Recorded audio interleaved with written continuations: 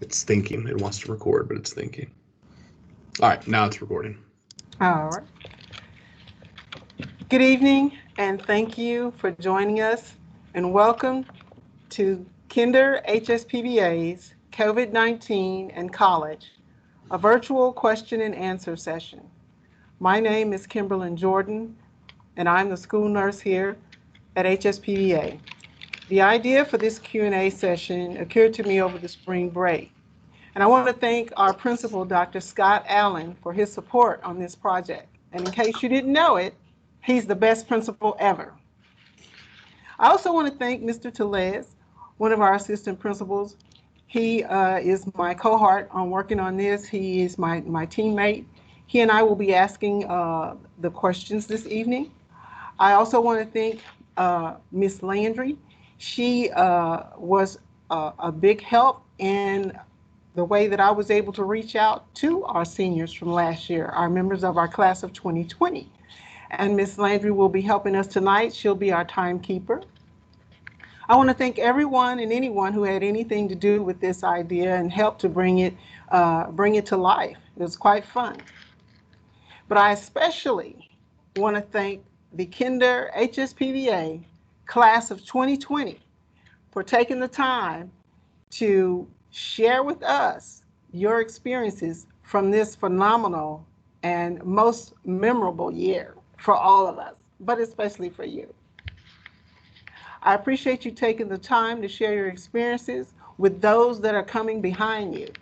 The Kinder HSPVA class of 2021.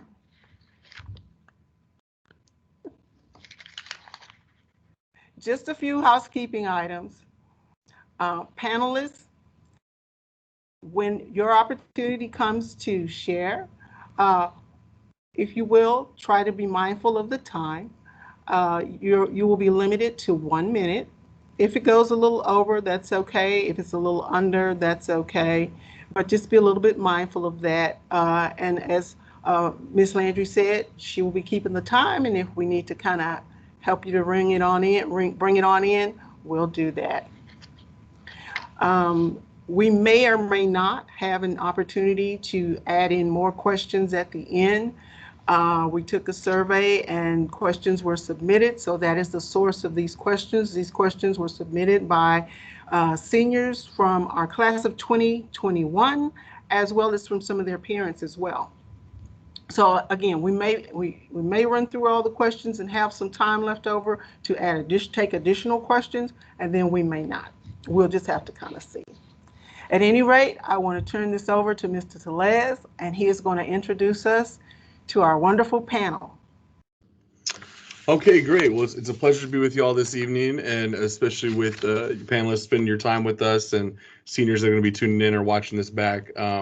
Hope you gain a lot from their insights, because these guys have been in a unique position being both high schoolers and now college students during the pandemic. So let's go around and we're going to introduce everyone. And panelists, when I come to you, if you just want to say your name, what art area you were here at PVA, and then the second two things, where are you currently at studying, and what is your major? So name, what was your art area, what college or university you're at, and what is your major? So we're going to start off with Mark. Hello, my name is Mark, and at PVA I was a dance major, and I go to NYU, woo woo, and I'm also a dance major at NYU. Great. And I believe we have Hannah with us. Hannah, you there? Yeah, hey guys. Okay, so I'm Hannah. I was a vocal major at PVA. I am now a vocal performance major at the University of Houston. Excellent. Eunice. Hi, I'm Eunice. I graduated from the Instrumental Mariachi department, and I currently go to HCC, and I major in education. Great. And I don't think, correct me if I'm wrong, I don't think Diego was able to join us. And if he's there, he'll speak up. And then we'll move on then to Alana. Hi guys, I'm Alana. I was a musical theater major in the theater department at PVA, and now I'm a musical theater major at the University of Southern California. Great. Sebastian. Hello, I'm Sebastian. I was a visual arts major at PVA, and now I'm an architecture major at U of H with a minor in law. Fantastic. Matthew. Hi, I'm Matthew. I'm a viola performance major at the McGill University Schulich School of Music, and I studied viola at PVA. Excellent. Anya. Hi, I'm Anya. When I went to PVA, I was in creative writing. I currently attend the University of Texas at Austin, and I'm majoring in electrical and computer engineering. And Evelyn. Hi, I'm Evelyn. I am studying biomedical mechanical engineering at the University of Ottawa, and I was a visual arts major. And Tamara. Hi, I'm Tamara. I am studying at the University of Toronto, and I'm majoring in cognitive science with minors in writing and forestry, and I was a theater major. And last but not least, Nicholas. Hi everyone, I'm Nicholas and I was a viola performance major at PVA, and now I go to Fordham University and I'm majoring in political science. Great. And just one tech note for those of you that are watching, and if you haven't already, if you want to see more people in your view, if you click the 3 dots at the top of your screen where it says more actions, you can change your view from gallery to large gallery, and you'll be able to see everybody at once. So just one item if you want to switch views to see everybody, but whoever's talking will pop up. So let's jump in. We're going to jump into our first question, and we're going to go back in order just to kind of keep that rotation going. So Mark, you'll be the first one to respond to this. But our first question has to do with where you're going to school and getting there. So think back to when you first over the summer started embarking upon wherever it was you went for college and getting ready. So there's several questions here. Feel free to answer any part of it. So I'm just going to read all of them. Did you have to travel outside of Houston to get to your school? How did you get there? What was your method of travel? And was it impacted by the pandemic? What travel requirements do you have to did you have to follow at that time? Did you have to quarantine, for example? Were your parents or family members able to go with you when you went to campus for the first time? Share your experience overall transitioning into dorms or the overall college setting. So Mark, you're first up. So obviously I had to go to New York to travel, and I had to ride a plane, and it was my second time ever on an airplane. So I had to wear a mask, and I had to take a test before getting on the plane. And also NYU required all the students to quarantine for 2 weeks, but they had a separate list of certain states that were allowed to not quarantine. So if you weren't in the tri-state area, like if you weren't in New York or like Virginia or the states around, you didn't have to quarantine. But if you were like from LA, Texas, Oregon, Ohio, you had to quarantine. So the quarantine was 2 weeks, and it was very long, but we had a lot of things to do. Like we met the directors for each dorm room, and we met like all the dancers and stuff like that. And for me, my parents weren't able to travel with me to go into my dorm room, but luckily I had a family friend that was there, so he helped me move into my dorm room, and I was only allowed one person per student, so I can only bring that one person, and yeah, that was it. Thank you, Mark. Anna.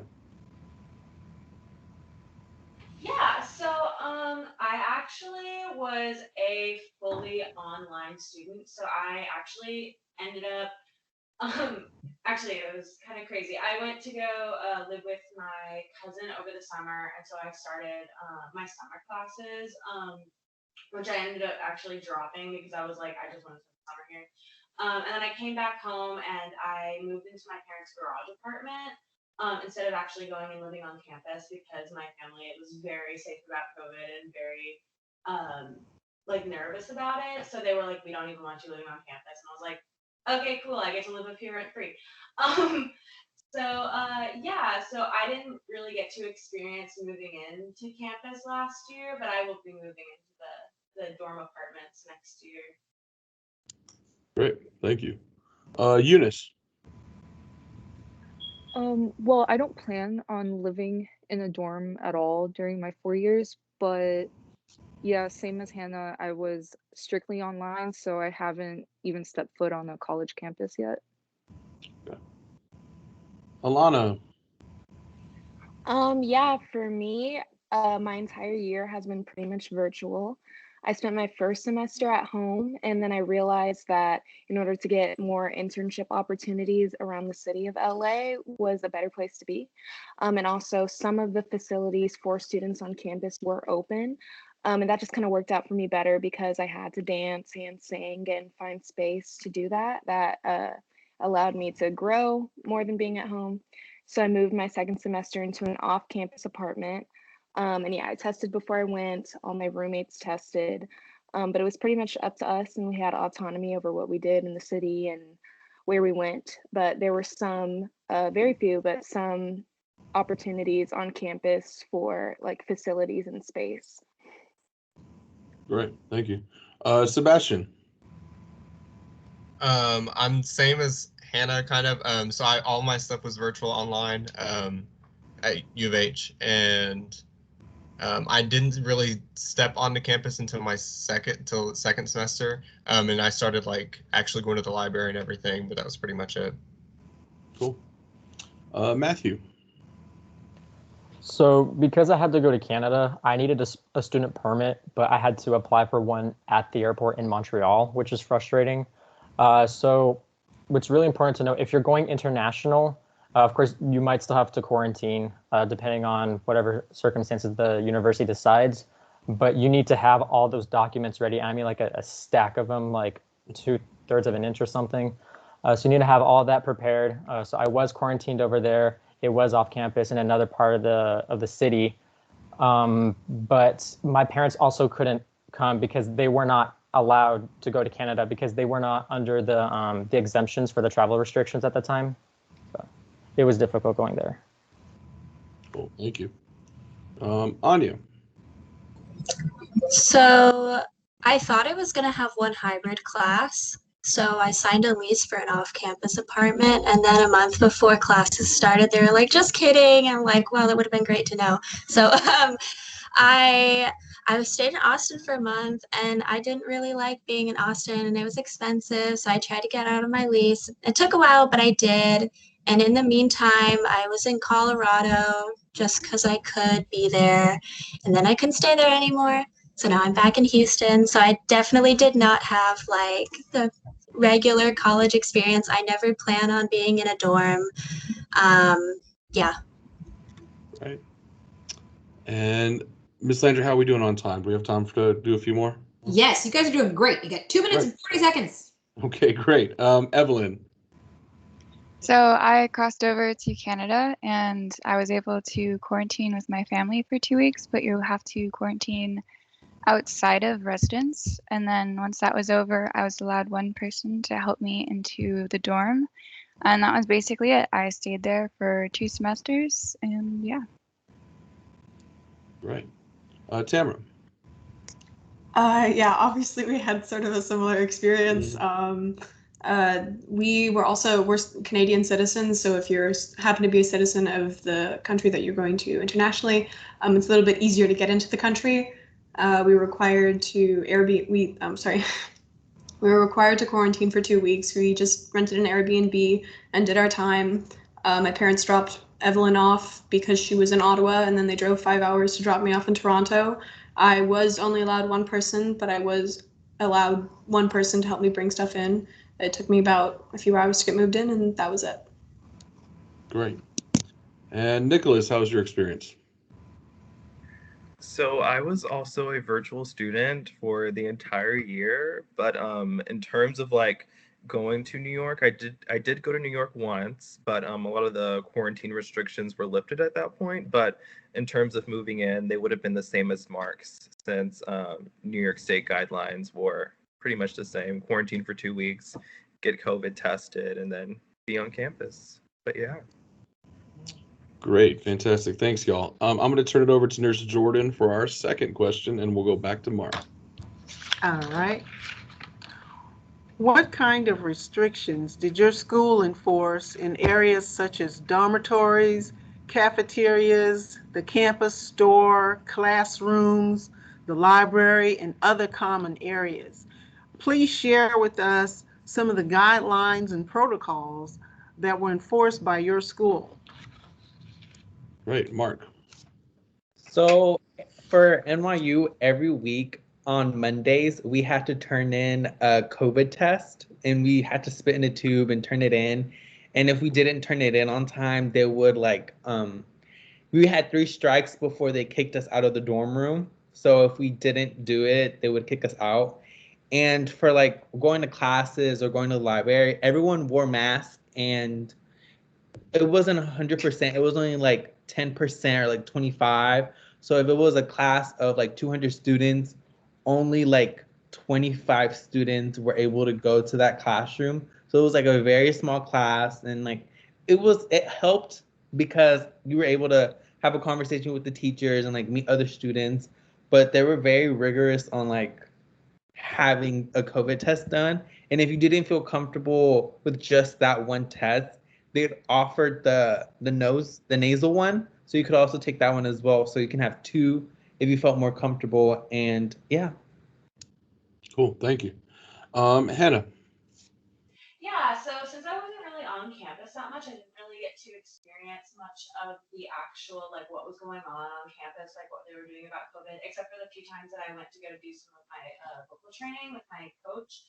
I know that they have like the arrows on the floors for like where to go. Like you couldn't go through the building the way like you usually would. So you would have to take like this whole detour to get in one classroom because you have to follow the safety guidelines.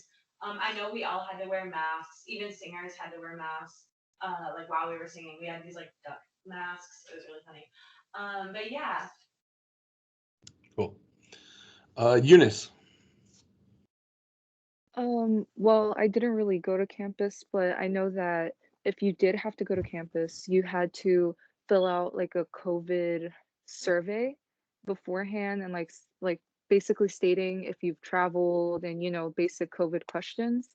And yeah, wear masks and pretty much no one was allowed on campus unless you had a lab or some class that took place on campus, which was mostly just labs. But yeah. Right, thank you. Alana. Yeah, so when I first got here my second semester, LA County is really strict with COVID rules, or was. I mean, it still is, but towards the beginning of that semester is pretty bad. So campus was on lockdown, and the only way to get on is if you got COVID tested twice a week, and then filled out this like app that they created for like COVID symptoms. And that's how you would get on campus if you needed anything, but really everything was kind of shut down, so there was not that much, not many reasons to go.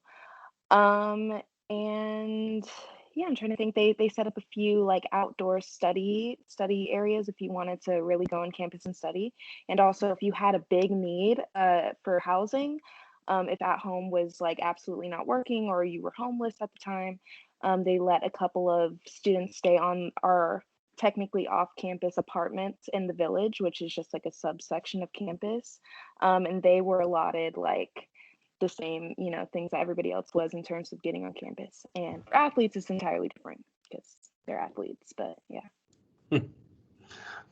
Sebastian. I didn't really go on campus my first semester, but like I said, I went to the library and some other areas on campus for the second semester. And I know they shortened a lot of times. Like the library was open just because of sanitizing reasons, and they had a larger staff to like clean everything.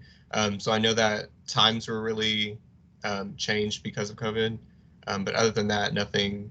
I mean, most classes were shut down, but other than that, nothing really I experienced. Great, thank you. Matthew. So McGill was very restrictive in terms of their dorm rules. And it varied depending on the dorm because of different levels of severity throughout the city. But in my dorm, the rules were a little vague sometimes. So they didn't really care if there were 2 people in a room. But I'm talking about singles, very small rooms. They didn't care if there were 2 people. But if there were 3, they would all be evicted. And it did happen. In the cafeteria, no one was allowed to eat at the same table.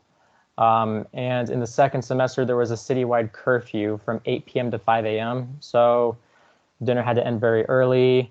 The school store and library were also only pickup this year. And I would say that the biggest restrictions, I'll probably talk about in a later question, probably like question 10, but the administrative side of my dorm really held all of us in unless we had a reason to be in certain areas.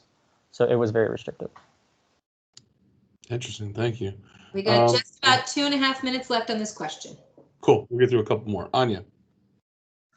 Unfortunately, UT was very relaxed with their restrictions. They didn't really have any other than you have to wear a mask. And obviously, they did offer a lot of online classes, but didn't force anybody to take online classes.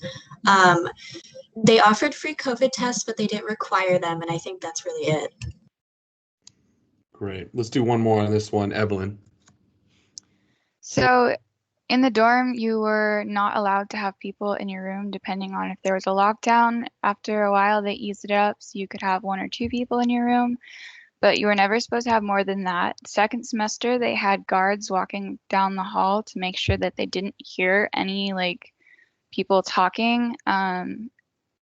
The bookstore was open for the first part of the first semester, but afterwards, almost everything was closed on campus. Meals were almost exclusively takeout for part of the semester, but once things opened up again, they tried to make sure that you could get meals in person and sit down. But for the most part, everything was kind of closed and you weren't supposed to see people, really. Great. So we'll move on to question 3. This one thing is really interesting, obviously, for PVA students. You guys, we always stress here, not everybody goes on to pursue their respective art areas, and a lot of you do. So some of you this question is more geared towards those of you that are still pursuing your art form, either as a major or even if it's just part of the school or as a hobby still. How did COVID-19 restrictions impact such things as musical ensembles or other campus showcases or your involvement in the arts during those campus events? In other words, what did your experience with the arts, especially for those of you that are still pursuing your arts, how did COVID-19 impact that your freshman year of college? And if it doesn't really apply to you, then we'll move to the next person. But let's start with Tamara. So I did a show at the beginning of the year, and it started with online rehearsals on Zoom. And then when we did try to move to in-person rehearsals, everything was spaced out 6 feet. And a few weeks into rehearsals, actually, we got told by the university that they could no longer sponsor the production. So we had to do it ourselves, and we just filmed it ourselves. So that was kind of interesting. A lot of traditions were canceled. There's usually Shakespeare in the quad. That just didn't happen. They moved to a lot of just online rehearsals. I think they did Dracula in audiobook format or something. I wasn't a part of it. But most events were either online, completely spaced out, didn't happen, or just severely restricted. Okay. Nicholas. Yeah, so I can't really speak from a personal perspective on this issue, but I think I have a lot of friends who do theater and dance and stuff, because at Fordham there's the Ailey School as a part of our school, and then also just Fordham Theater. And I know that people at Ailey they still rehearse together in the dance school, and I know that a couple of theater shows were through Zoom, but that's pretty much the extent of what I know. So Great, thank you. Mark. So for NYU, the dance program, there was a total of 45 students, and we all got cut to 8 people in a group. And those 8 people, you would be with them for the whole year. And we weren't allowed to have for the teachers or the professors, they weren't allowed to give movement that was on the floor. So we weren't allowed to touch the floor, or if you would sweat, they would ask us if we could bring in a towel to wipe down. And in between classes, we had to wipe down all the bars and everything. And then sometimes the teacher wouldn't come to class. So there would be like a big screen and they would teach on Zoom. But it would be very hard because like they would try to play music and we couldn't really hear it. But since New York kind of lifted some of the restrictions, they've added more like performance qualities. And we've also had performances and we've done it on like live or like on Zoom, and like people or like parents can come and join the live and see us perform. But it was mostly like we weren't allowed to touch like the floor or like touch each other, or like if we had to like drink water, we had to step outside, drink water, and then come back in. But yeah. Wow, thank you. Hannah. So as a vocal performance major, things got really hard to manage, especially since they found out that like the spit droplets like carried everything, and like singing was like off limits. So like for choir, I know first semester everything was virtual. A virtual choir is very difficult to put together. We mostly used BandLab, and a lot of our creations actually like we didn't get to broadcast them because it's ridiculous to put together a bunch of voices in a program that they've never really used before, and like make a final finished polished piece. The next semester though, it eased up a little bit. They did have a high flex option, so some students went in person. They had to use their fun duck mask, and they were spaced out. Some students, including myself. We did stay online and we got a lot better with using the BandLab program, and we actually started projects that like implemented our own solo opportunities. I know for operas too, they had some that were like virtual operas and some that were actually like they were spaced out and really limited. And for any like solo performances, everything was streamed online, and for credits you would just watch it, attend, and write it down and send it. Cool. Eunice. So again, everything was strictly online. So what they would do is to get people involved in things that would normally happen in person. They would just send an email saying, "Oh, look, here's the Zoom link for this date, and we're gonna have this event on that date." Cool. Alana. Yeah, just super transparently, it's very difficult, both like physically and mentally, especially coming from a school like PVA where you guys are used to a lot of the facilities you have and doing what you guys do at a highly, oh my goodness, sorry. Can you see me? Okay, No, sorry. you're good. At a highly We can see you. You're doing great. Okay, awesome. Sorry, I was getting called. At a highly concentrated like rate and way, it's gonna be a big transition, and it's not for everybody, honestly. I went through a lot of struggles this year doing what I do entirely online and learning how to sing online and learning my body alignment for dance online where nobody can touch you and physically, adjust you. And it's difficult because in a sense you are gonna feel like you're teaching yourself. I chose to take a more growth mindset way of approaching it so that I could keep afloat. And it did make me stronger. And I feel like I am stronger after this year. But I'm just being completely transparent to you that it isn't for everybody. And it is going to take a big adjustment. And I think maybe you guys are at an advantage having done this for your senior year, and getting a little bit more acclimated to it, because I think coming out of high school and going straight into it for another like 2 semesters was definitely difficult mentally and physically. So yes. Did I answer that? That was great. It was perfect. Okay. Ms. Landry, how are we doing on time? 1:45. Okay, let's do 2 more because I definitely want to get to Matthew since he's majoring in. Sebastian, do you have anything to add? Okay, yeah, I'll be kind of quick. So in architecture, I kind of had to do this because my senior show at PVA was online. So for architecture, we kind of have to do the same thing because we have huge studios that we have to work together to kind of produce as a studio. So we show it virtually, and we also have our first semester, we had our work shown like at the college, and only a certain amount of people could go like see it like a gallery show. But it wasn't like it didn't seem like as important as it did at PVA, like where we had a show and it was like, hey, come see it. It was kind of just like, it's there. That's kind of like how it was this whole year. So, yeah. I hear you. One more. Let's do Matthew. So at least at McGill, I would say ensembles really struggled this year. Chamber groups, they were really left to themselves. The administrative side of things was not very useful. In terms of large ensembles, the number of musicians was drastically reduced. People were spread out, so no one had stand partners. It was hard to really blend your sound. So first semester was more solo oriented for me. All the ensemble stuff was the second semester. And they really limited how much time smaller groups had.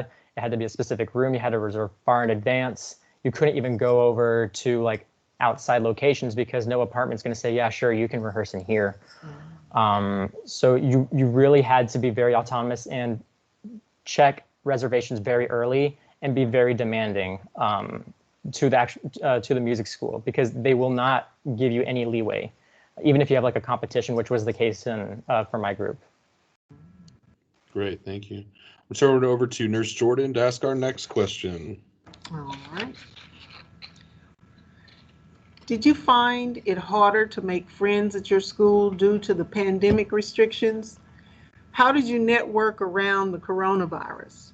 What did you do to make friends and meet new people?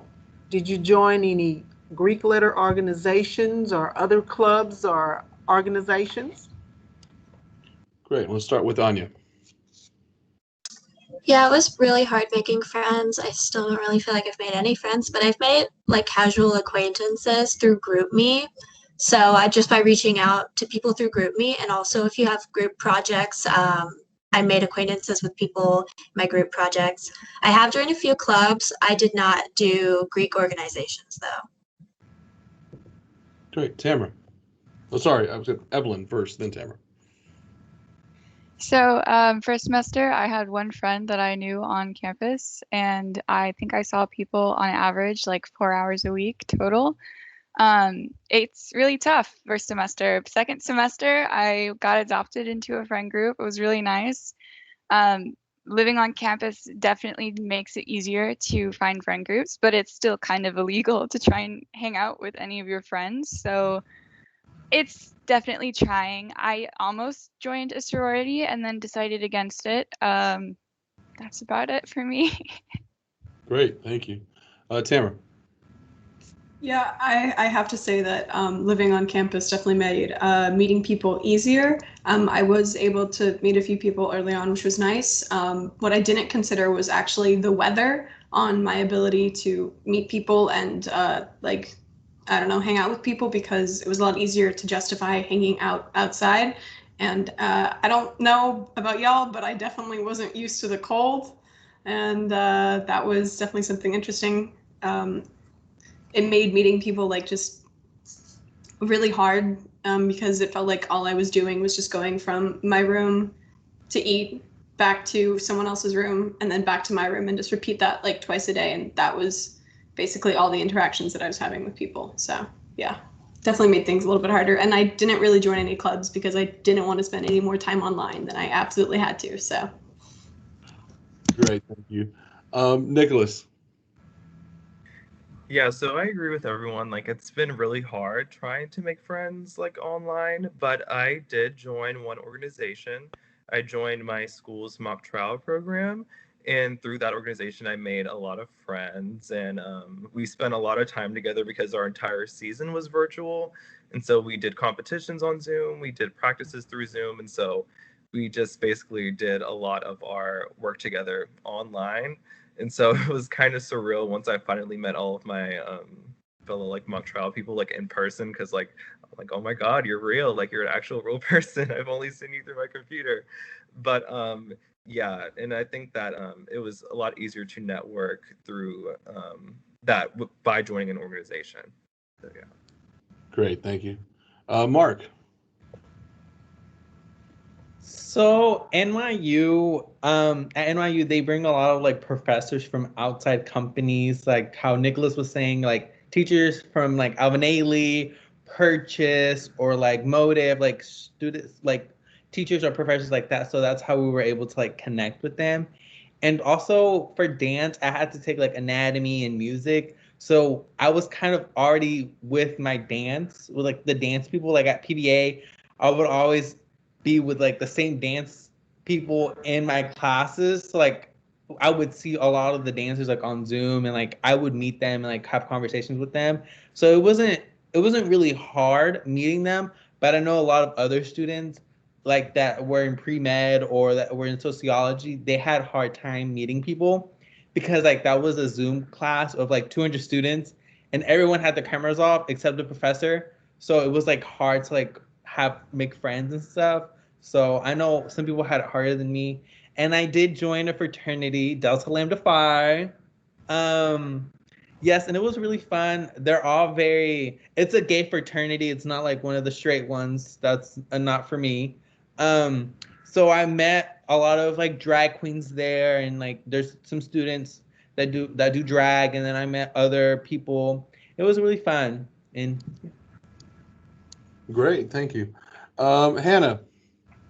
Yeah, so I had a really difficult time meeting friends over Zoom and stuff. I did meet a couple of friends from my choir classes who I like got to hang out with kind of. My family was really, really, really strict on me hanging out with anyone, so I couldn't actually hang out with really anyone except for like some friends that I knew from like high school really, until I was fully vaccinated. Thankfully I was a tester, so that got like done pretty quickly. But like when I like did start like meeting friends, it actually wasn't really as much like with my school friends, but my friends from work that I had met because I got a new job. But yeah, no, meeting friends over like the internet, like when you don't have much like interaction other than like you're sitting in a Zoom class with everyone's cameras off and typing in the chat occasionally, it's just really difficult. Definitely. Thank you. Let's move on to our next question. And so Eunice, you'll be the first one on this one. Thinking about academics now. So do you feel that COVID-19 restrictions or modifications to the instruction platform and method affected your academic performance? And if so, how? How did COVID-19 impact your ability to reach out to your professors or the teaching assistants? And Eunice, you're first up. So everything was online and I basically felt like I was teaching myself. Professors had office hours, but if you didn't meet them during those office hours, you had to like schedule a certain Zoom time that they could do outside of their office hours. Um yeah, it was pretty lonely, pretty like you had to be really self-dependent. You couldn't really rely on anyone. We would make group chats and stuff, but again, it just wasn't the same. Thank you. Alana. Yeah, similarly, what back to what I was kind of saying before, you just have to push yourself a lot, and I found myself doing that a lot this year. We have a pretty rigorous schedule here, so I'm like up every day at 8 a.m. for dance, but on Zoom in my living room, and still taking like 4 2-hour classes some days. So you really have to push yourself through Zoom fatigue, through all of that, and make sure you're still doing a lot of your like body work and training and conditioning on your own because there's not enough like class time naturally to do it all. And whereas that would be common in person still, you would have a little bit more help facility wise and movement. Like you would be back and forth on campus from places, so you'd find it easier to like gain energy if that makes sense. It was really easy to kind of feel really weak sometimes and just not like doing it and uninspired. And your professors can definitely tell because that's some of the feedback I got is that I seem like a person that thrives more in creative environments. And some people are like that and some people aren't. So it's really just the kind of, yeah. Oh, definitely. Sebastian. Specifically for architecture, it really hurt how we were learning just because being in person would is more impactful when you're learning architecture, especially when you're learning a whole new program. We use Rhino. So you're learning a whole new program. So think of it like learning Photoshop, but like on steroids, and you're doing it by yourself. And the teachers don't really help you because we're such a big group of people. So it's kind of like really challenging to do that, and then also doing projects at the same time as learning the program, and then also doing all your other academics. And it was just a really challenging year to do all of that online by yourself at your house. So, and most of the students were at home rather than on campus. So, All right, thank you. Matthew. For me personally, the online platform is just not very good for me because of ADHD. It's very demotivating. And I feel like some of the skills that had been very useful to me throughout high school and middle school just stopped working because I was in the same really tiny room in there for all my meals, all my work, sleeping, practicing. I was pretty much in there for the majority of the day, and it was absolutely horrible. I did have in-person lessons for the first semester, but second semester, because there was an outbreak in my dorm, which is connected to the music building, my viola professor wasn't comfortable doing in-person lessons until I had 2 at the very end, right before I left, which was a breath of fresh air. But you have to be very independent and very self-sufficient. And I guess what really helped me was just plan everything you're going to do. Physically write down a calendar. I had a cork board behind my laptop, and I pinned everything I was going to do, especially during the second semester when it was really hard to basically do anything. I had everything just saying, you're going to do this, this, and this. And that especially helped for someone like me, where I really need a reminder every couple of minutes just to say, you're doing this right now and not getting distracted. Great, thank you. Ms. Landry, how are we doing on time? Sorry, I was getting caught up and getting emotional listening to you guys. Sorry, it's 3 minutes and 40 seconds. Oh, great. Let's keep going then. Anya. I can't overstate how much I love online classes. I know that's unpopular, but I love them so much. I'm a really proactive person, so like asynchronous classes work amazingly for me. I've done so much better, not necessarily grade wise, but in terms of my understanding of all the content, being able to like pause the lectures and like write down everything and do the examples. Like in class, the professor would just move on, like I wouldn't be able to work it out before they move on to the next problem. So it really helps my understanding, especially as an engineering student, when you're constantly doing problems and like if you miss something, you're really stuck. So that's been great. And I've had so much free time because I haven't had to be going to and from everywhere. And I also have a few chronic illnesses. It's been really nice to have that flexibility just built into my schedule. Like I've always been 2 weeks ahead in my courses, just so if I'm having a bad week, I don't have to do classes if I don't want to. So that was really great for me. Great, thank you. Evelyn. I think there's definitely pluses and minuses with the online learning. It's extremely useful. I'm also in engineering, and like to be able to look back on lectures or like instantly be able to look up like, oh, the solutions manual. Like some teachers are kind of hard to reach. I had a teacher not share his screen the entire lecture and didn't have any way for the students to contact him. And we were going to write to the dean to get him like not teaching because he was kind of terrible at it. But like you do have to teach yourself. If you're self-motivated, you can do extremely well. Like I was on the dean's honors list for the first semester, but I also have friends who like almost flunked out of the like college in general and like will have to retake the first year. So it's knowing yourself and knowing if you can do this online and if you have like these skills and the abilities and the motivation to do it, because not everyone does, and it's not like your fault. It's just how things are. Great, let's do one more on this question. Tamara.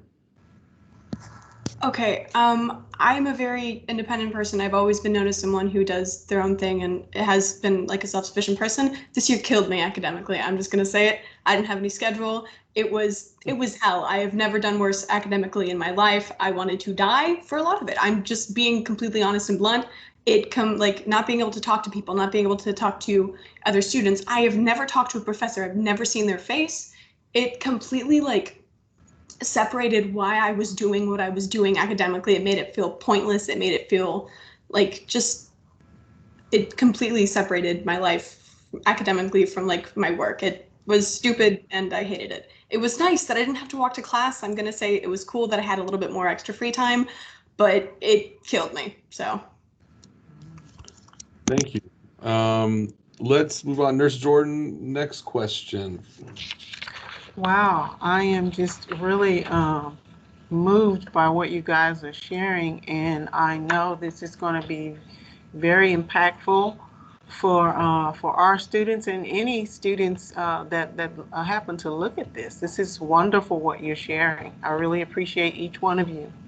The next question is, pandemic caused the cost of attending your college or university to go up, decrease, or stay the same?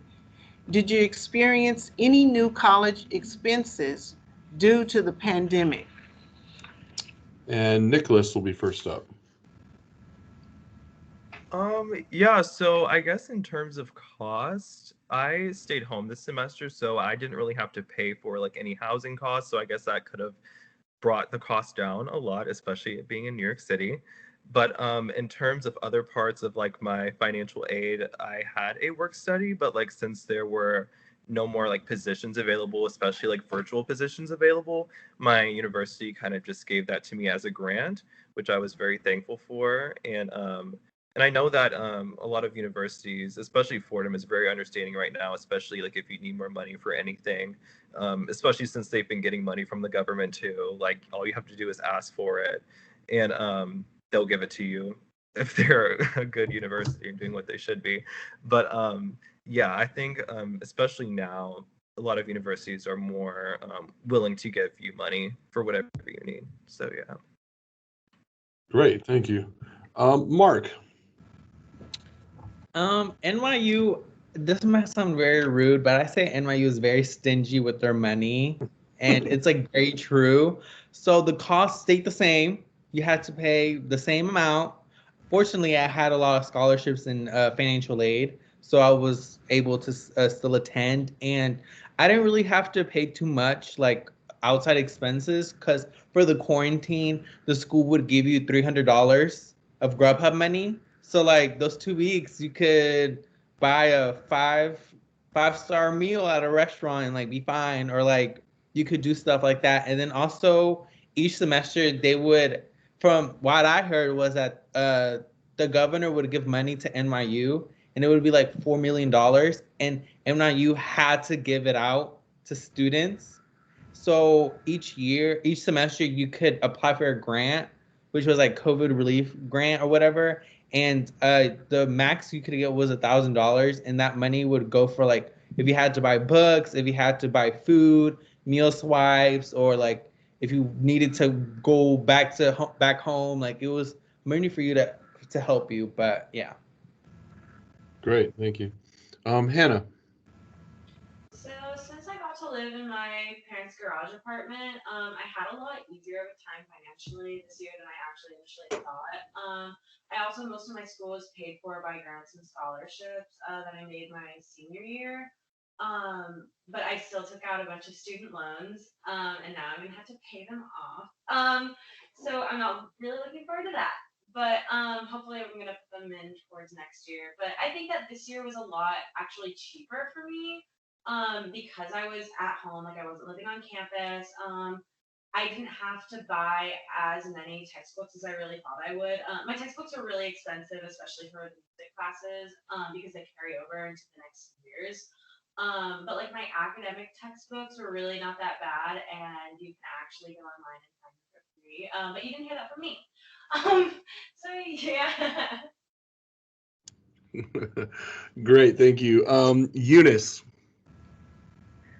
So in my case, my cost went down because my original choice was HBU, but I really didn't want to pay that much to be attending class online. So I decided to go to HCC.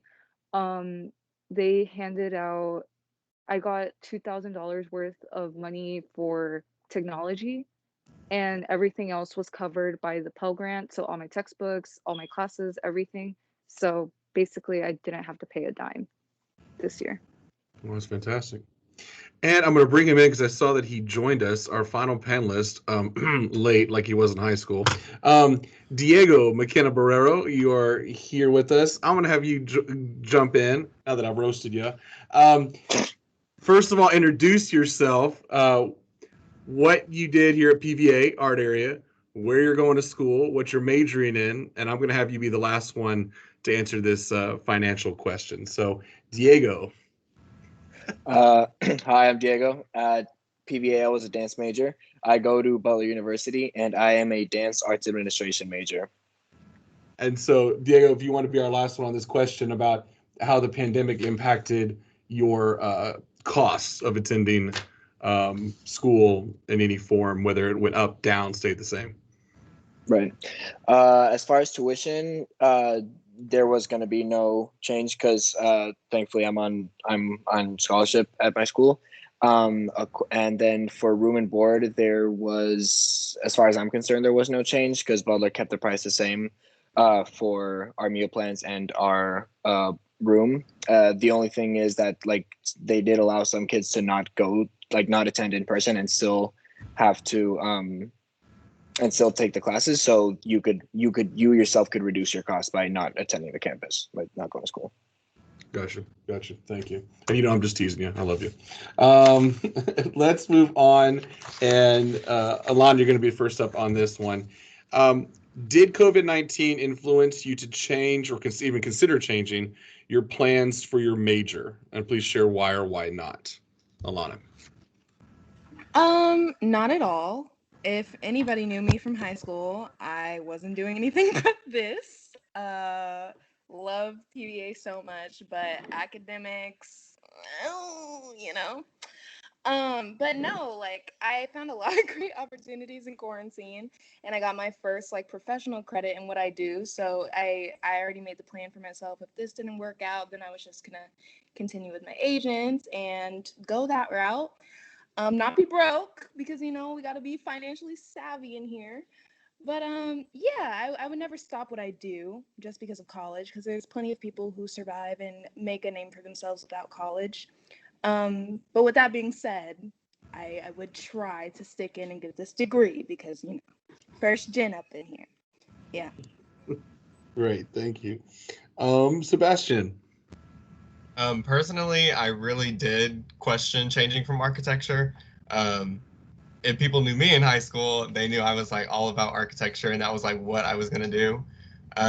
But like being online and the studio culture online was just not what I thought it was gonna be. I had a specific professor who didn't really know how to function in an online class, and so she was kind of taking her anger out on us, and it kind of really made me regret joining the program. But I decided to stick it out for another year and see how it is. So I did consider changing, but it might be to law, so we'll see. Great, thank you. Matthew. So unfortunately, I am actually considering something along the lines of a STEM field. But I'm a little conflicted just because my viola professor is arguably one of the best in Canada. And he's helped my technique and my career to really pop off this year. But the problem is people really need violas in general. And I noticed it this year, especially that people really take advantage of that. And it was quite exhausting because a lot of artistic projects just wouldn't fall through despite all the effort that was asked of me to put things together really quickly. And to be perfectly honest, a lot of people in music just really, they might take advantage of other people, which is at least where I am right now. So I'm kind of considering maybe something along the lines of engineering or something. Oh, thank you. Anya. Yes, it actually did. So I joined the software engineering club My first semester, I was a mechanical engineering major, and I don't think I would have joined that club if it hadn't been virtual, just because I have a little bit of social anxiety, and doing Zoom classes has actually really relieved that. And I joined that and I realized I love software engineering. So I switched into electrical and computer engineering, and I'm so happy with my decision. And also, another good thing about software engineering is you can actually get remote jobs fairly easily. And so I'm really excited about that too. That's helped me figure out that I really do like working remotely. So Interesting. Thank you. Evelyn. I did not at all think about changing my major. I've always been in love with biomedical mechanical engineering, so anyone who knows me probably knows that. It is disheartening when all of your labs where you would be working with like a machine is virtual and you're just looking at a diagram, and it's really not worth it sometimes, but there's still opportunities. I ended up being a volunteer, basically like a TA's assistant this semester, so you can still find opportunities in the major. It is very difficult, but it's worth it for me. Great. Thank you. Tamara.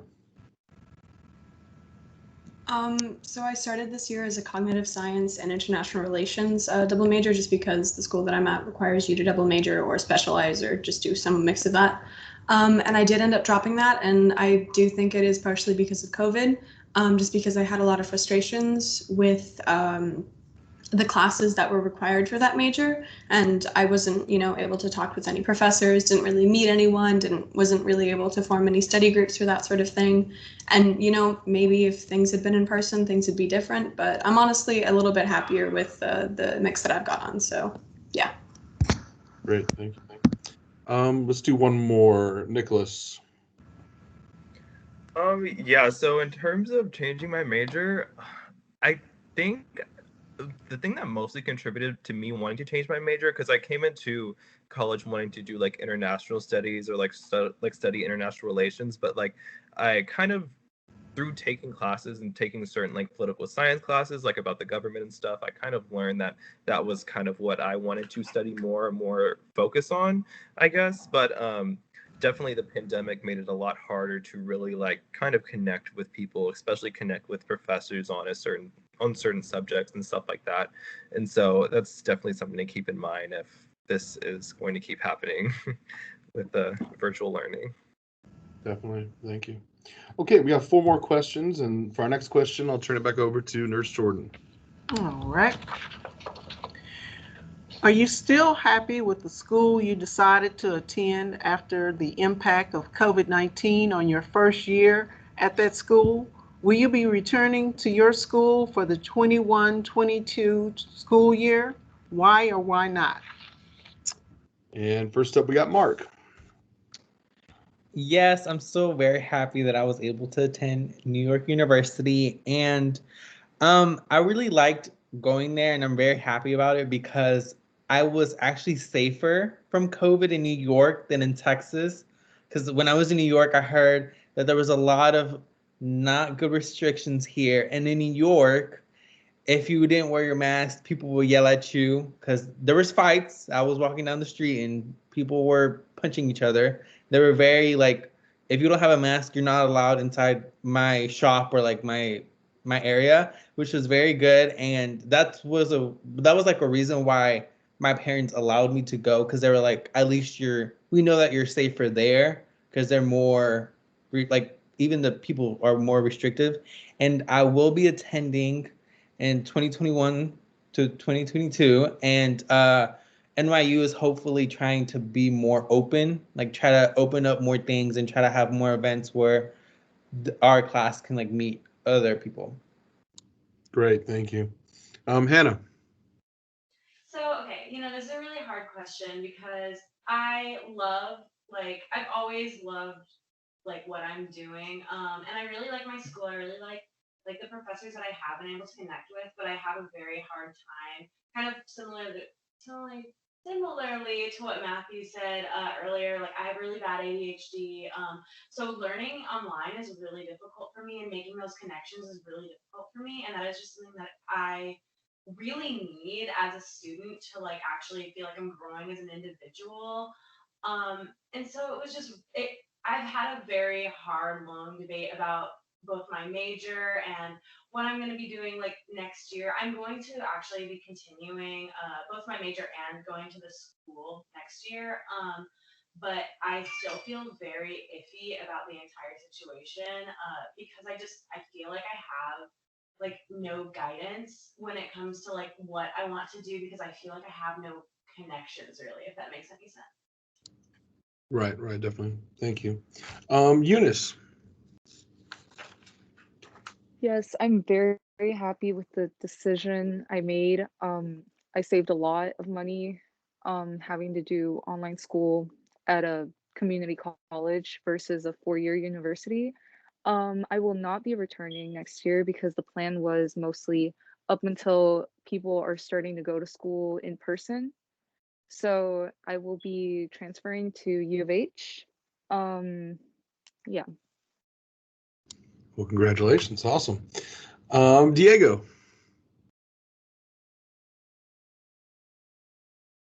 Sorry, there we go. Yeah, so I will be returning. This year we were fortunate enough to have like all in person. So I took all my dance classes in person. I was on all my classes in person. Like some of them were hybrid, but for the most part in person. And I'll be returning next year. And I don't see my. There were a couple of instances throughout the year in which I was concerned about whether I wanted to stay at school for myself, like in terms of like my dance, like the dance path that I wanted to take, because Butler's very heavily focused on ballet and I kind of wanted to delve into other genres. But I will for sure be staying next year, and then I'm most likely be staying for the rest of the 4 years as well. Awesome, thank you. And just Diego said, no, you should join us later. I was curious on your academic classes, were those also hybrid like dance, or were you all online for your academic classes at Butler? They were mostly hybrid. Like they would, if they were Tuesday, Thursday classes, like they would split it into half, and then Tuesday would be in person, Thursday would be virtual. And then if they were some sort of like Monday, Wednesday, Friday class, it would be there would be different models, but like one of them would be like, again, split it up into two groups. So a group on Monday in person, then on Wednesday you're virtual, and then Friday is like an office hours type thing. Like, so you can go if you want to, but you don't have to go. Great, thank you. Let's do another one. Let's do Alana. Yeah, I love my school. There would be I feel like I made the correct decision in where I chose to go to school, and though the situation is tough, I love my professors and I love everyone I've met here in the community that they work so hard to maintain, even though we're in a pandemic. It would take a lot more, I guess, for me to really consider leaving, going somewhere else, or just dropping out entirely. And I feel like even if the situation is the same next year, it's given me a lot more opportunities to pursue professional opportunities outside of class. So I feel like it's a win-win. And yeah, I haven't considered leaving. Great, thank you. Oh, well, next question. I know that all of you have had varied experiences. We've been hearing that through all these questions, and it's been awesome to hear just the range of everything as we've gone through each question. And but if we wanted to look at something positive, which I know for some of you will be a lot easier than others, but what would you say if you're telling people at this year's senior class, what was the best part of your freshman year in college? What would it be? And Sebastian, you'll be first. That's a really hard question. I really struggled this year. I think the best part, and it's kind of negative, sorry, but I think realizing that I can do multiple things, like realizing that I could minor in law was like a really big thing for me, because I felt really stuck, like trapped doing just architecture, because I want to do a lot more than just design buildings and stuff. I think at that point when I talked to my counselor, or my guidance counselor, and she was just like explaining to me like, you can do more than just what you came here to do. I think at that point I was just like, okay, I think that really helps me stay in the game, I guess. So yeah. Great, thank you. Matthew. Could I actually pass on this question? Yeah, I'm gonna say, I realize in this rotation I've picked some people that this might be harder for, so my apologies. Anya, because Anya's had a lot of the opposite responses that Matthew's had experience. Anya, what would be the best part? Because I know you've had a lot of positives to say about virtual learning. Uh, yeah, being free to do what I want, when I want, where I want, like that is just amazing. Like not being like tied down to one location or any time. It's awesome. I loved that aspect of this year. Thank you. Evelyn. The best part of my year was when I got adopted into my friend group second semester, and I'm still talking to them now. I'm gonna be rooming with one of them next year. They're honestly, meeting people is always going to be the best part of your year, like no matter what. And with COVID, it makes it a hell of a lot more difficult, but just very glad I got to meet my friends. Thank you. Tamara. I'm pretty much gonna echo what Evelyn said. This year was again my lowest, pretty much academically, mentally, physically, everything. But it was the little moments that I got to have with people there. I would just, if you knew me in high school, this probably sounds typical, but I would bake bread sometimes, and people would just come over to my room, and we would eat hot, fresh bread. And it was just a nice little tiny moment that we had. And then on birthdays, I would go to the dollar store and I would pick up a box cake mix, and then I would make it the most ugly looking cake that I possibly could. And it always tasted fantastic. And we'd always try and celebrate the little tiny moments. Those are some of the best moments of this year. So yeah. Great, thank you.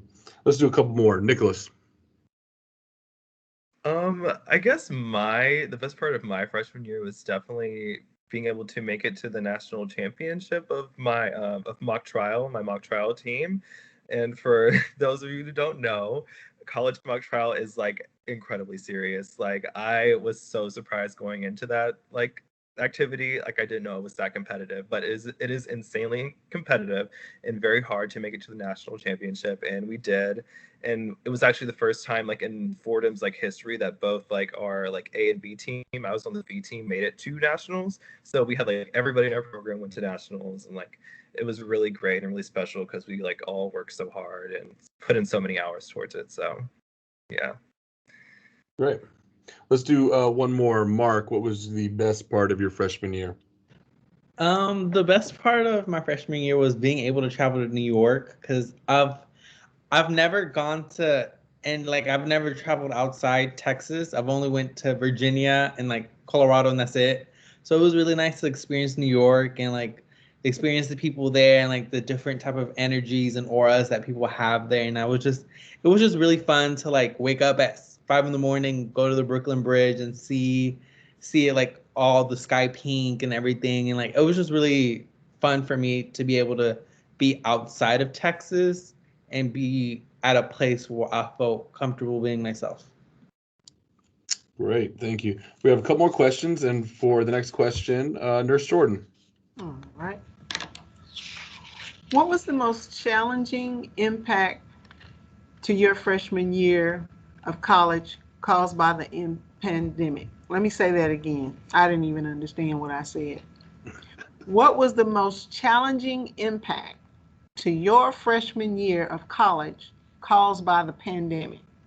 So what was the most challenging thing to this past school year that was caused by the pandemic? So kind of flipping mentality from the last question through your experience this year, kind of what was the biggest hurdle, that biggest challenge there? Let's start with Hannah. Okay, so this was the most difficult year I feel of my entire life.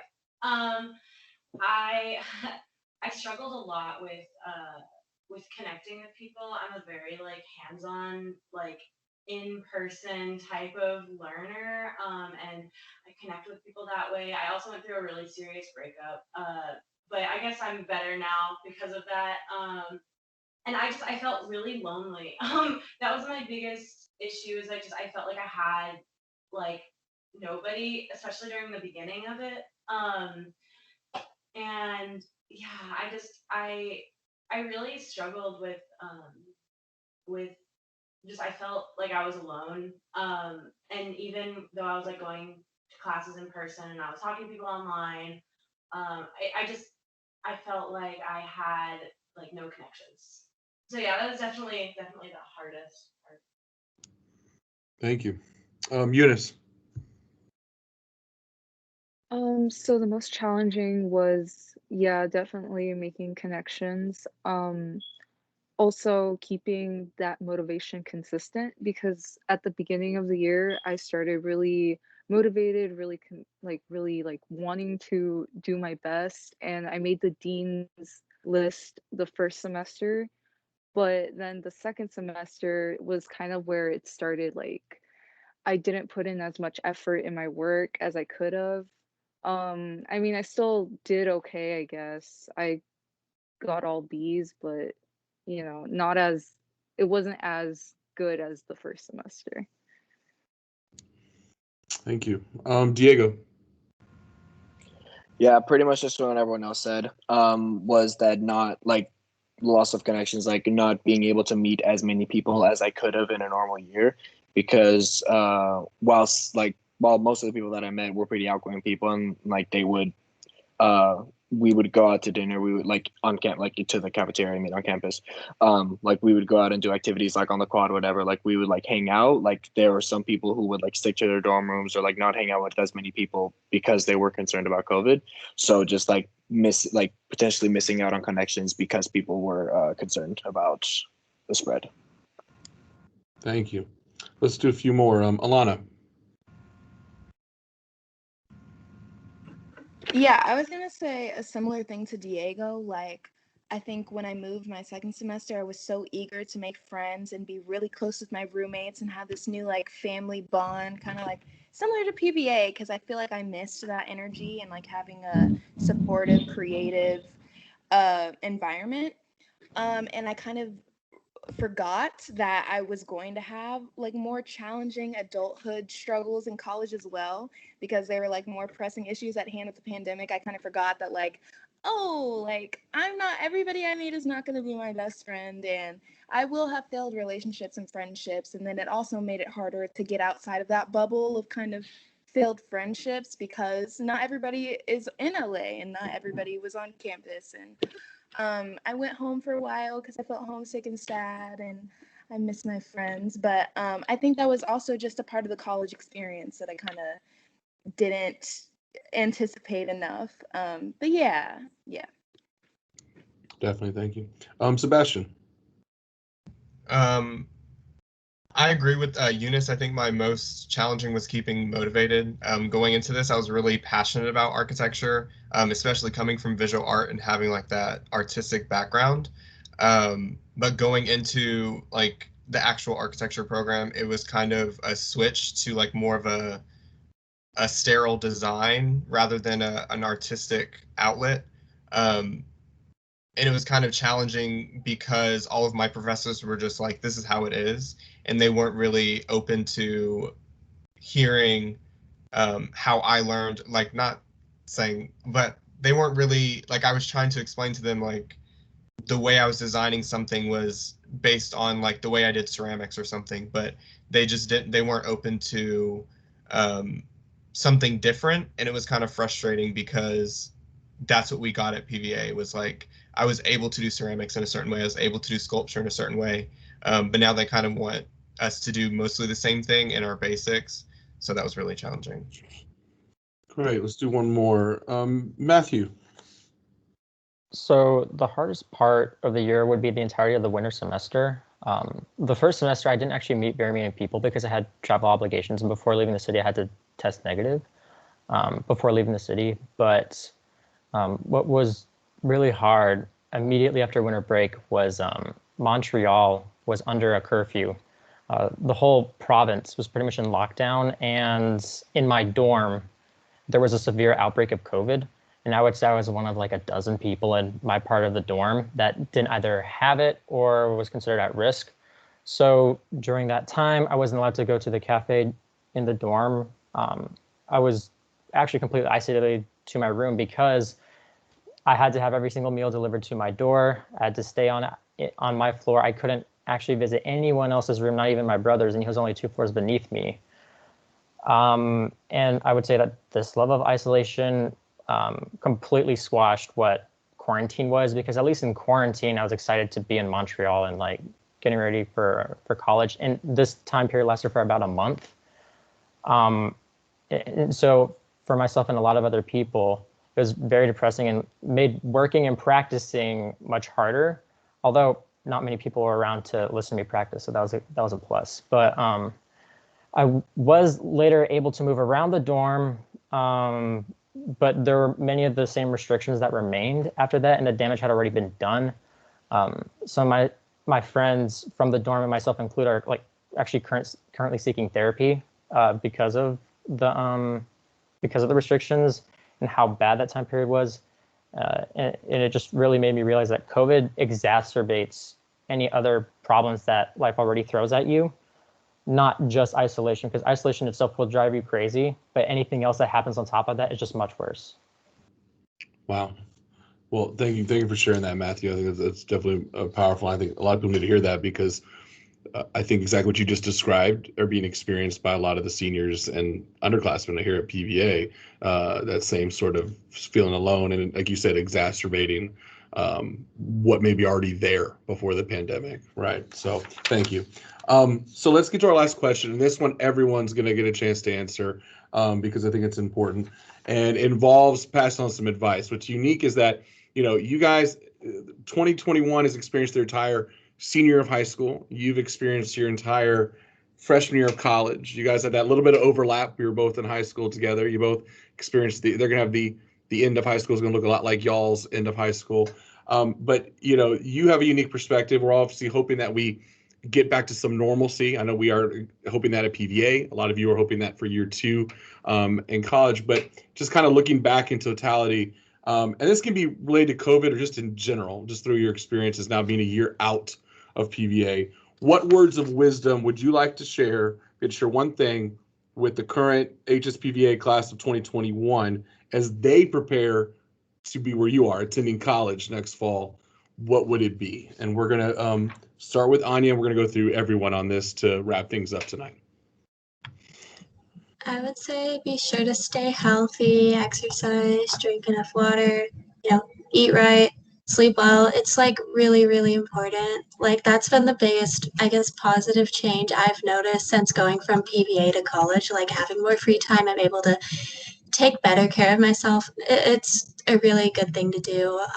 Also, join clubs if you think you might like them, because you can always leave if you don't, and you might find a new passion like I did. If you feel like changing your major, just do it. Yeah. Great. Evelyn, your words of wisdom. I guess I have two main things. One is that there's still opportunities out there. I know everything seems really bleak, but there's just, you can still find things that like you would do normally. Like I managed to get a like halfway like teacher's assistant type thing that you don't usually get until like second or third year. Alana, she mentioned that she had professional like career paths going out there. Like there's still things you can find, but also my second thing is please put your mental health first. No matter what, even without COVID, like there's things that you can do daily to just put yourself first. An assignment doesn't have to be perfect. If it costs you being happy to do something, it's not worth it. Don't do it. Just put yourself first. There's always another path. Awesome. Thank you. Tamara. I would just say combat isolation in any way you can. And I have to say the thing that I missed the most in PVA was the sense of community. Like, I know not everyone has this experience, but I actually, towards like after junior year and senior year, I felt really, really close with theater. And I really miss that sense of community that really didn't really exist this year in college, especially with like professors and stuff. And I would also say, take care of yourself mentally and physically, but those of you who aren't going into artistic fields, take care of yourself creatively too. Like this year, I've managed to do more creative things, I think, just because the pressure is off of me to do creative things. And I find that I actually get really, really sad when I don't have access or I don't give myself time to do creative things. Like that was something that was a part of my life every day for 4 years, that urge to make things, to to change things, to do things, doesn't go away, and you should just honor it and make time for it. Wow, great, thank you. Nicholas. Yeah, so I have two things. The first thing that I would like advise to you guys is like time management is like number one, because one thing that I remember like adjusting from college from PVA, like PVA would have you at PVA from dusk to dawn, like sunrise to sundown. Like, and in college, you are going to have a lot of free time on your hands, especially since you make your own schedule. Like, you could have Fridays off if you wanted to, you could have Tuesdays off if you wanted to, but you need to make sure that you're being productive like during those time periods so you don't like crash and burn and like fall behind in a lot of things.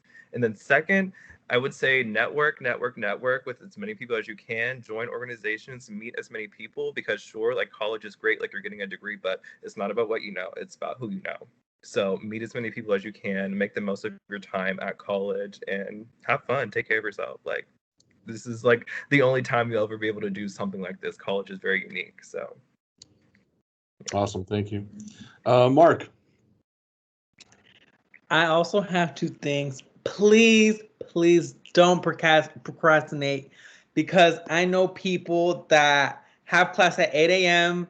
and they only had 15 minutes of sleep or an hour to sleep because they were staying up during homework. Please don't procrastinate, because that is gonna affect you negatively. Like, your mental health like is really important, and like, please don't procrastinate.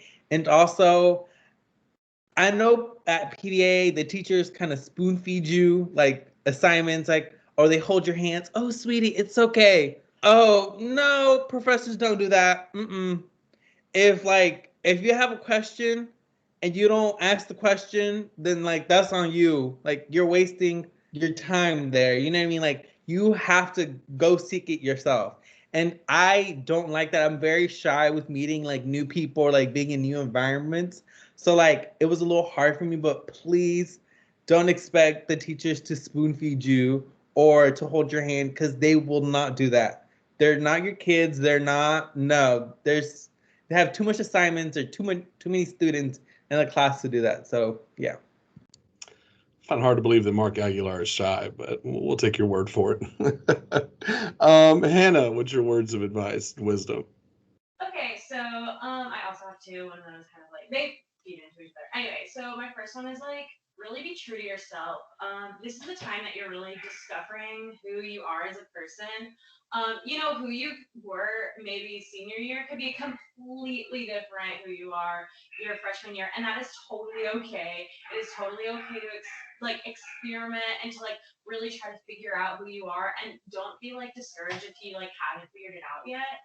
And the second thing is kind of like what Mark was saying. And, you know, if you want something, you really have to go out and you have to do it, because nobody else is going to read your mind. Nobody else is going to do it for you. You can't just like sit down and expect it to be handed to you, which is something that I think, especially like in high school, nobody like really realizes, because, I mean, we have such a, or had such a great community at HSPVA where it's like, we are a family, but college is so different. The teachers don't know you like they know you at PVA. They are not going to see you like one of their like what Mark said, you're not one of their kids. Like you don't get that bond with them really unless you're really going out of your way to make sure that you have it. And I think that's like the most important thing ever to like in life. Mm-hmm. Definitely, thank you. And I wish I was as relaxed as that cat is in the background, living his best life. Um, Eunice. So at the end of senior year, um, everything was changing. Like, my mind was changing. I didn't know if I was making the right choice by like giving up what I had and then going somewhere else. But it turned out for the better. HCC offered me my first job, so as a tutor. So I got to get paid and I got to gain some experience in the field that I'm going into, which is education. I also did a virtual talent show, which is probably something I never would have done I never would have pushed myself to do. So if something changes, sometimes it's for the better. So try to think of it in the positive, try to think of the change in the positive way and not in the negative way. Awesome. Thank you. Diego, your word of advice. Yes, sir. So threefold. One, be yourself. Fully be yourself. Don't try to impress anybody else. Change yourself for other people to like you. Like truly, like be true to yourself and like discover your identity. Like I think I forget who it was. I think it was Hannah was saying like this is the like a very special time for you to delve into like your psyche, who you are as a person, what you value, what your opinions, beliefs are in the world. Like, and this is like truly take the time to like discover who you are and grow that person. Secondly, grow intellectually, uh, friendly, like put yourself out there. Just like fully like grasp onto everything that like your professors are throwing at you, friends are throwing at you, because you're going to be presented with a lot of new ideas, a lot of new opportunities, and if you don't take advantage of all those things, you're wasting. I forget who said this. You're wasting your time. You're putting way too much money, time, efforts, like a lot of things are riding on these next 4, 3, however many years that you're going to be spending at college. So you really need to soak it all up and like truly take advantage of everything. And then lastly, put yourself first. As I just mentioned, like the college is a huge financial and like financial investment and like time commitment, and you need to prioritize yourself in that. Like don't like yeah like yes, have fun and put yourself out there, but like what I'm saying is don't skip out on doing a reading for college, which we all did in school. Like I'm sorry, y'all, I didn't y'all know I didn't read those books. But like don't skip out on reading a book for like potentially like going to a club or something. Like I said, have fun, but like just yeah. Man, the dancer's keeping it real tonight. Okay. Thank you for that. We got three more. Alana. Yeah, I have three things to say. I'm gonna try to keep it brief. But the first thing is like, do not let anyone tell you what you can and can't do and what you are and are not capable of. I think in college, like coming from a place like PVA, we are eager to do anything artistic and we don't like put a label on ourselves of what art we can specifically do. Like we pretty much did everything. And I view myself as an ambitious person like that. If something inspires me and I want to do that, I'm going to do that. And I think some people can be intimidated by that light, by that aura that we all have going to the school that we've all been poured into, and try to dim that. And don't let anybody like scare you out of doing what you want or intimidate you out of being ambitious and doing the things that inspire you creatively, because there will be people that try to dim that light because they don't have it. And that's okay. Still be like sweet, still be the person that you are, and carry that kindness and that joy, but don't let anybody intimidate you out of doing it and doing it in its fullest. Secondly, pick the place that's right for you. Don't pick the place that has a name that you think everybody will be jealous of if you go to, yada, yada, yada. Like, there's so many of those instances that happen where kids will pick a college that is great on paper, but is not for them. And I think one thing that somebody was talking about like professors won't spoon feed you or whatever, and they're not like at PVA. Like I feel really different because my professors kind of are like the ones at PVA, and I did that purposefully because I wanted that community and I wanted to keep that same sense of support and cohort oriented learning. And I did, and it's working great for me. Still work hard, still do what they said. They won't, you're still not their kid, but yeah, pick the place that will nurture you. And lastly, yeah, be hungry. Like what Evelyn was saying, there are opportunities, and I would argue more opportunities available to you that you don't know about because of the pandemic, because everything's online and auditioning is so much more accessible than it was prior. You don't have to be in LA to audition.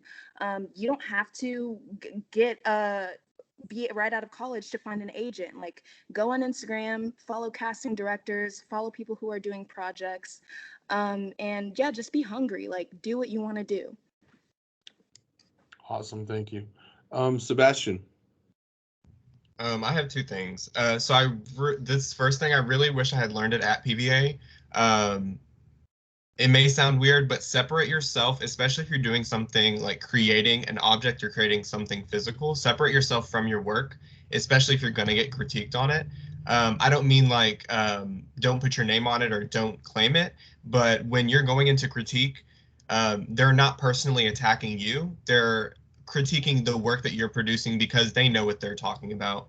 I really wish that I had realized this in high school, but not everything that you create is you, if that makes sense. And then my second one is speak up, because if you have a problem, you're paying for school, even if, I mean, unless you're a full ride student, like you're paying for something for the school. So speak up if you have a problem about something, because if you don't, then you're just gonna sit there and kind of just have to deal with the problem. I had to speak up earlier this year about a problem I had earlier.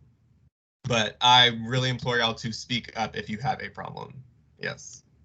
Definitely, thank you. And Matthew. I have two things, and the first one is kind of what Sebastian was talking about. Don't let people push you around. Absolutely not. I was asked to join a chamber group, and we were preparing for a really difficult competition in which a lot of really important names were going to be there. We got in, but there's a huge debacle, and one of the members, due to their unprofessionalism, did not plan accordingly, so we're not going to be able to do it. And so later, when I was asked to do some kind of ensemble with them for like a concert, I said, find someone else. I do not care. You're not going to ask me to do this kind of stuff again. So don't let people push you around. Don't burn bridges, but just know that still find the good in people, but you have to be very careful with how much work you put out there when people don't actually value it. And two, kind of similar to that, know who to surround yourself with. Nurture relationships with people that really inspire you. For example, like older students within like your studio, or just genuinely amazing human beings, and people that bring out the best in you and that make you happy. Definitely. Well, I just, I'm going to turn it back over to Nurse Jordan if she has any final thoughts, but I just wanted to say that, guys, thank you, every single one of you. This has been more enlightening and profound than I think you guys can truly appreciate. I think I speak for Nurse Jordan and Miss Landry and all the other faculty. They're able to hop on that. Hearing so much about your experience not only is enlightening, I think I know it's enlightening for the current seniors and what they're about to experience, but it also tells a lot for us as your former, educators in PVA. One of the things that I'll add on is that a lot of you talked about community, and a lot of you talked about the community that you had here at PVA. I want you all to know, as alumni, this is a testament to the fact that you're still part of that community, and you guys play a vital role here, even though you're not here anymore. And this is an example of that. So I hope you guys understand that and continue to embrace that, because this won't be the last time that we ask you to do, be a part of a panel or to come back and do that, be a part of nurturing and being that arm of, extending help and advice that you guys got in your 4 years at PVA. And so this is just kind of the start of that. And I truly appreciate and commend all of you for, taking the time to do that. And like I said, lastly, as I kind of joked at the beginning, it really does us well as the faculty here to see y'all, because we don't get to see everyone. And so it's great to see that all of you, although obviously all of you, as we saw tonight, had a wide range of experiences, a wide range of almost, roller coaster ups and downs, highs and lows throughout this year. The most important thing is that everybody here is well, is safe, has made it through a year, and is continuing to strive and push forward to what you guys want to accomplish, those goals that you set for yourself. And so I hope all of you continue to be as ambitious as you've already been and continue to evolve and grow. So with that, Nurse Jordan, did you have any last minute things you'd like to say? And I want to thank Nurse Jordan. This was Nurse Jordan's idea and brainchild. So huge thank you to Nurse Jordan for coming up with. Thank you guys for coming and being a part of this, and for everyone that helped with it. It really turned out, honestly, far more than I ever anticipated. We've all are living and experiencing COVID in one way or another, really many ways, all of us. But to listen to what each of you had to share about your experiences has been so enlightening. And, it's really been profound. I just can't thank you enough, each of you, for taking the time out of your day to come and share this time with us and share your experiences. I really appreciate it, and I've learned a lot from the things that you've shared, and I really appreciate it. I really do. Right. And I saw Ms. Landry. Do you have any? I did. I just wanted to say you guys are always family. Evelyn, exactly. You are always our family, and you have not been far from our minds and our hearts. And exactly. It's always tricky when you go off to be alumni. We want to give you that space to grow beyond, our PVA walls, but you truly haven't been far from our hearts and our minds, and it's so wonderful to see you. So please don't be a stranger. Definitely. So guys, thank you for everything. We recorded this, so we're gonna put this up on the school's YouTube and Facebook, and we're gonna send it out to the whole senior class. Heck, we're gonna look at some of this. I think a lot of the underclassmen could benefit from hearing this stuff too, not just the seniors. So it'll be out there for everyone in the PVA community to see. So we appreciate that. And with that, that concludes tonight's panel. So thank you. I'm gonna stop recording. So thanks everyone. Thank There's Mr. you. Landry. Thank you.